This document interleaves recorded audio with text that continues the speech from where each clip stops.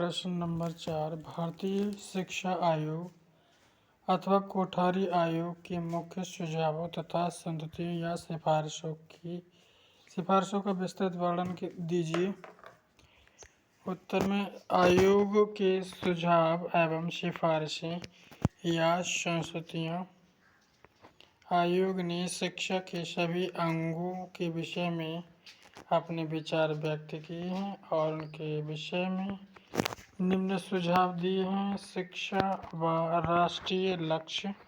आयोग का मत है, शिक्षा में सबसे महत्वपूर्ण तथा आवश्यक सुधार यह है कि इसको इस प्रकार परिवर्तित करने का प्रयास किया जाए कि इसका व्यक्तियों के जीवन आवश्यकताओं तथा आकांक्षाओं से संबंध स्थापित हो जाए।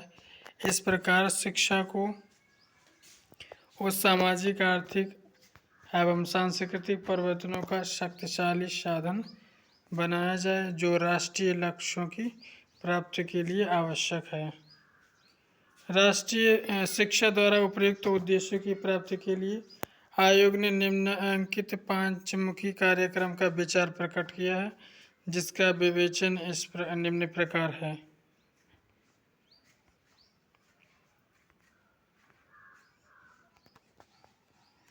शिक्षा व उत्पादन। आयोग ने शिक्षा द्वारा उत्पादन में वृद्धि करने के लिए अग्रांकित सुझाव दिए हैं। विज्ञान को कृषि एवं उत्पादन के कार्यों के लिए प्रयोग किया जाना चाहिए।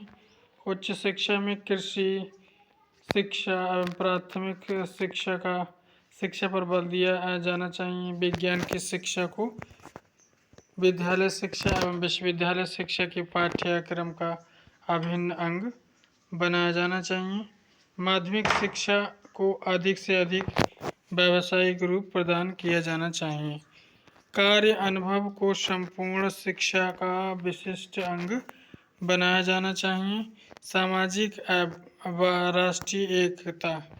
आयोग ने शिक्षा द्वारा सामाजिक एवं राष्ट्रीय एकता का विकास करने के विचार से निम्नलिखित सुझाव दिए हैं।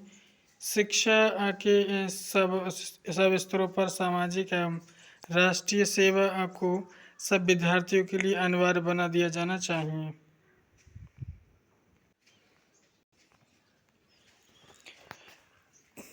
प्रत्येक शिक्षा संस्था में सामाजिक एवं सामुदायिक सेवा के कार्यक्रम को आरंभ किया जाना चाहिए और प्रत्येक द्वारा इन कार्यक्रमों में उचित ढंग से भाग लिया जाना चाहिए। सार्वजनिक शिक्षा के लिए सामान्य विद्यालय प्रणाली को राष्ट्रीय लक्ष्य माना जाना चाहिए और इस प्रणाली को 2 वर्ष की अवधि में पूर्ण कर दिया जाना चाहिए। सामाजिक एवं राष्ट्रीय सेवा के कार्यक्रमों का आयोजन अध्ययन के विषयों के साथ ही किया जाना चाहिए। मातृभाषा अर्थात प्रादेशिक भाषा को सब स्तरों पर शिक्षा का माध्यम बनाया जाना चाहिए और इस कार्यक्रम को 10 वर्ष में पूर्ण कर दिया जाना चाहिए।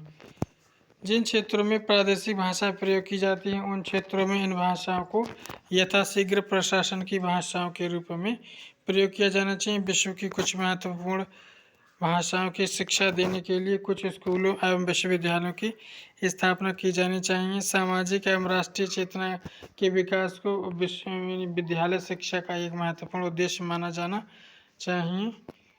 प्रत्येक जिले में श्रम एवं सामाजिक सेवा शिविरों की नियमित रूप से व्यवस्था की जानी चाहिए और इनमें प्रत्येक छात्र की उपस्थिति अनिवार्य होनी चाहिए।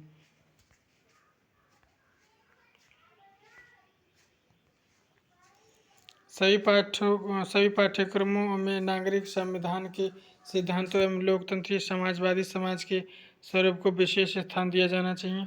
शिक्षा एवं प्रजातंत्र की सुदृढ़ता। आयोग ने शिक्षा द्वारा प्रजातंत्र को सुदृढ़ बनाने के लिए निम्नलिखित सुझाव दिए हैं। प्रौढ़ शिक्षा के कार्यक्रमों को 2 उद्देश्यों को सामने रखकर आयोजित किया जाना चाहिए। निरक्षरता का उन्मूलन एवं व्यक्ति की नागरिक एवं राष्ट्रीय कुशलता और सामान्य सांस्कृतिक स्तर का उन्नयन। सब व्यक्तियों में वैज्ञानिक विचार एवं दृष्टिकोण का और सहिष्णुता, पहलकदमी, जनहित, समाज सेवा, आत्मनिर्भरता एवं आत्मानुशासन के गुणों का विकास किया जाना चाहिए। तो 14 वर्ष की आयु तक के बालकों एवं बालिकाओं को निःशुल्क एवं अनिवार्य शिक्षा प्रदान की जानी चाहिए। धर्म वर्ण, लिंग, जाति एवं स्थिति का भेदभाव किए बिना सब बालकों एवं बालिकाओं को शिक्षा के समान अवसर दिए जाने चाहिए।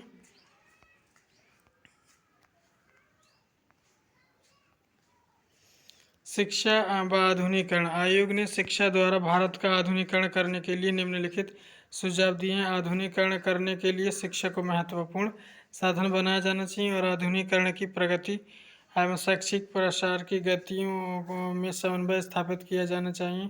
शिक्षा के द्वारा छात्रों में स्वतंत्र विचार, स्वतंत्र निर्णय एवं स्वतंत्र अध्ययन की आदतों का निर्माण किया जाना चाहिए। आधुनिकीकरण करने के लिए विज्ञान पर आधारित प्रौद्योगिकी का प्रयोग किया जाना चाहिए। शिक्षा द्वारा छात्रों में उचित मूल्यों एवं दृष्टिकोणों का विकास किया जाना चाहिए। सामाजिक, नैतिक एवं आध्यात्मिक मूल्य का विकास। आयोग ने यह विचार प्रकट किया है कि शिक्षा द्वारा विद्यार्थियों के सामाजिक, नैतिक और आध्यात्मिक मूल्यों का विकास करके उनके चरित्र का निर्माण किया जाना चाहिए। इनके कार्यों में सफलता प्राप्त करने के लिए आयोग ने अग्रलिखित सुझाव दिए हैं, जो कि प्राथमिक विद्यालयों में इन विद्यालयों की शिक्षा रोचक कहानियों द्वारा दी जानी चाहिए। सब प्रकार की शिक्षा संस्थाओं में सामाजिक, नैतिक एवं आध्यात्मिक मूल्यों की शिक्षा की व्यवस्था की जानी चाहिए। यह शिक्षा विश्वविद्यालय शिक्षा आयोग द्वारा दिए गए सुझावों के अनुसार प्रदान की जानी चाहिए। माध्यमिक विद्यालयों में उन मूल्यों के संबंध में अध्यापकों एवं विद्यार्थियों में विचार विनिमय होना चाहिए। उपयुक्त दोनों प्रकार के विद्यालयों के वातावरण को सामाजिक, नैतिक एवं आध्यात्मिक मूल्यों से सुसज्जित किया जाना चाहिए। इस कार्य का दायित्व सब शिक्षकों एवं अधिकारियों पर रखा जाना चाहिए। प्रत्येक विद्यालय में तुलनात्मक धर्म नामक विभाग की सृष्टि की जानी चाहिए। इस विभाग द्वारा ये खोज की जानी चाहिए कि इन मूल्यों की प्रभावशाली ढंग से किस प्रकार शिक्षा दी जा सकती है। शिक्षा की संरचना व स्तर। आयोग ने शिक्षा की नवीन संरचना अर्थात ढांचे और शिक्षा स्तरों के उन्नयन के संबंध में जो विचार अभिव्यक्ति किए, हम उनका वर्णन निम्नलिखित शीर्षकों के अंतर्गत कर रहे हैं। पहला पॉइंट है इसमें विद्यालय शिक्षा की नवीन संरचना। आयोग ने विद्यालय शिक्षा के प्रचलित स्वरूप को ध्यान में रखते हुए इस शिक्षा की नवीन संरचना को इस प्रकार प्रस्तुत किया है।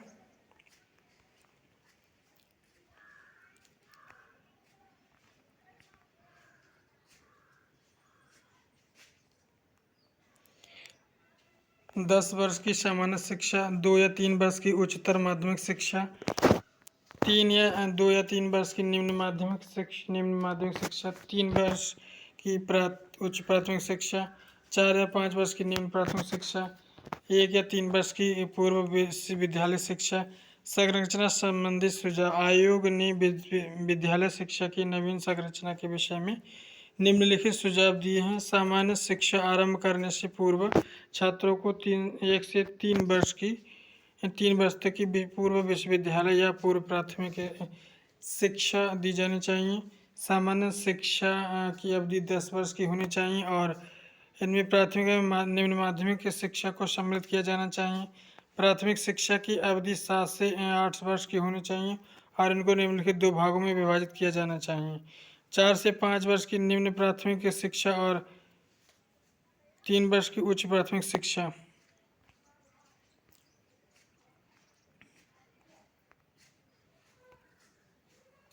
निम्न माध्यमिक शिक्षा की अवधि 2 से 3 वर्ष होनी चाहिए और निम्न माध्यमिक स्तर पर छात्रों को निम्नलिखित 2 प्रकार की शिक्षा दी जानी चाहिए। इसमें 2 से 3 वर्ष की सामान्य शिक्षा और 1 से 3 वर्ष की व्यावसायिक शिक्षा। उच्चतर माध्यमिक शिक्षा की अवधि 2 से 3 वर्ष होनी चाहिए। उच्चतर माध्यमिक स्तर पर छात्रों को निम्नलिखित 2 वर्षों की शिक्षा दी जानी चाहिए। 2 वर्ष की सामान्य शिक्षा और 1 से 3 वर्ष की व्यावसायिक शिक्षा। कक्षा 1 में प्रवेश करने की आयु साधारणतः 6 वर्ष से कम होनी चाहिए।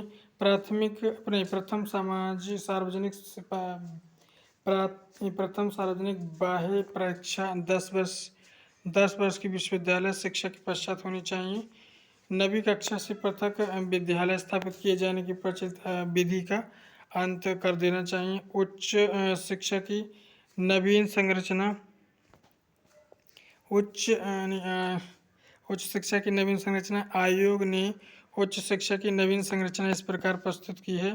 2 अथवा 3 वर्ष की अनुसंधान, 2 अथवा 3 वर्ष की द्वितीय डिग्री कोर्स, 3 वर्ष की प्राथमिक डिग्री कोर्स। उच्च शिक्षा की संरचना संबंधी सुझाव।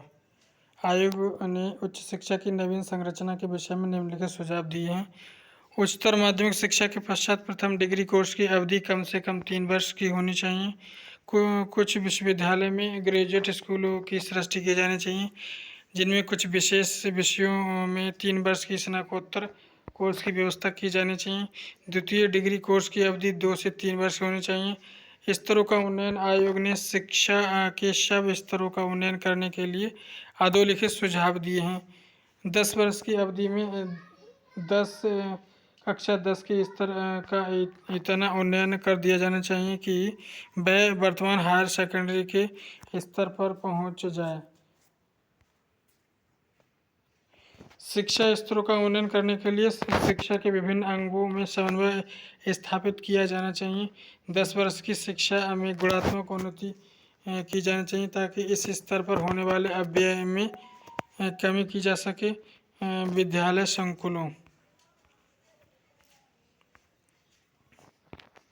विद्यालय संकुलों का यथाशीघ्र निर्माण किया जाना चाहिए। एक संकुल में एक माध्यमिक स्कूल और उसके निकटवर्ती सब प्राथमिक स्कूल होने चाहिए। प्रत्येक संकुल के सब स्कूलों द्वारा सामूहिक रूप से स्तरों के उन्नयन के लिए प्रयत्न किए जाने चाहिए। विश्वविद्यालय की उपाधियों के स्तरों का उन्नयन करने के लिए उन उपाधियों के पाठ्यक्रम में अधिक उन्नत विषय वस्तु को स्थान दिया जाना चाहिए।